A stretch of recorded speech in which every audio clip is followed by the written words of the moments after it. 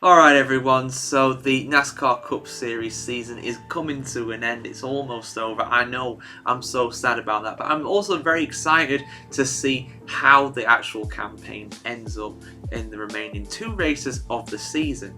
We've obviously got Martinsville coming up this weekend, which is the final round or final race in the round of 8, and then Phoenix is the season finale, the battle between the final four in the NASCAR Cup Series season. So I wanted to give a little update about the playoffs, who's already through, who's looking likely to get through, and who's looking in some trouble to be able to make the final four. So here's my explain. I've done the same thing for the round of 16 and the round of 12. Now we're heading into the final four, the championship four as it were. So who is already into the final four? Well, two drivers are already automatically through. These are Joey Logano and Tyler Reddick. They are through because they won the races in Las Vegas and Homestead. The win and you're in playoff system does extend to the playoffs itself. Now this does also come into how it also repeats effectively, so it resets, sorry that's the phrase, it resets after each section. So you've got the regular season where if you win you're into the playoffs, and then the round of 16 you win a race in there, you're through to the round of 12, and then it keeps repeating.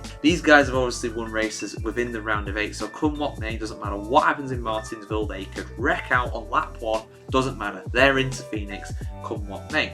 Also in as it stands are the top two in the championship, Christopher Bell and William Byron, but their actual place within the playoffs is not assured. They may not make it through to the actual round of 4, the final 4 in Phoenix. The points at the moment are for Chris Bell, he's got 4,132, Byron has 4,110, Larson is on 4,103, and this is the first time this season, or first time this playoff campaign I should say, since Larson has actually not been as going through as things stand, which I'm sure will anger a lot of people.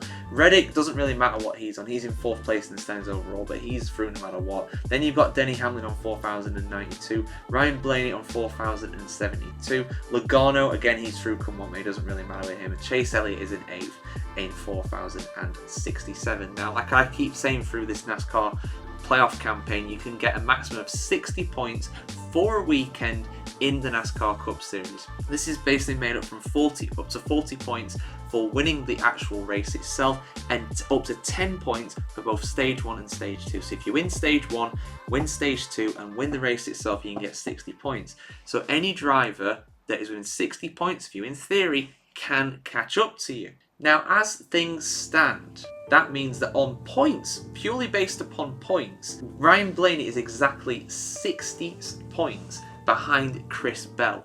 So all Chris Bell has to do to be able to finish ahead of Ryan Blaney, who is currently in safety score 1 point during the weekend, doesn't matter, Blaney has to get a maximum score to overtake him. Chase Elliott meanwhile is a fair way behind him, so he cannot overtake Chris Bell. However, he can overtake William Byron, who is in 2nd, and that also goes for Ryan Blaney obviously too. Looking at the points as it stands, anybody can make it through to the final 4, and if they win, of course, let's say for example Chase Elliott wins, then he'll be in. He'll make it through, doesn't matter what anybody else does. So the only assured spot, depending on what happens with the actual winner of the race, the only assured spot is if you finish in 1st. So you could have a situation, for example, where Chris Bell finishes top of the standings, William Byron is in 2nd, but if Chase Elliott wins the race, or for example Ryan Blaney or Kyle Larson, that'll mean the guy that's in 2nd in the standings does not go through, that's how brutal this cutoff is in this part of the playoffs. So looking at the standings, I would say that realistically,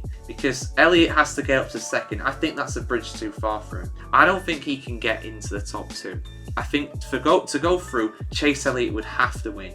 Realistically, it's probably likely that Ryan Blaney would have to win as well to get through. Denny Hamlin though, he is only 28 points behind William Byron, so it's doable for him to get through via the top 2, but again it depends who wins.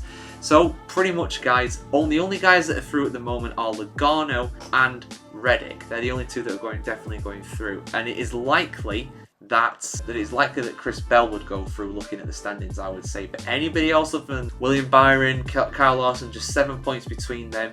Hamlin, he's also within a shot too. So I would say it's probably going to be Chris Bell that goes through in first.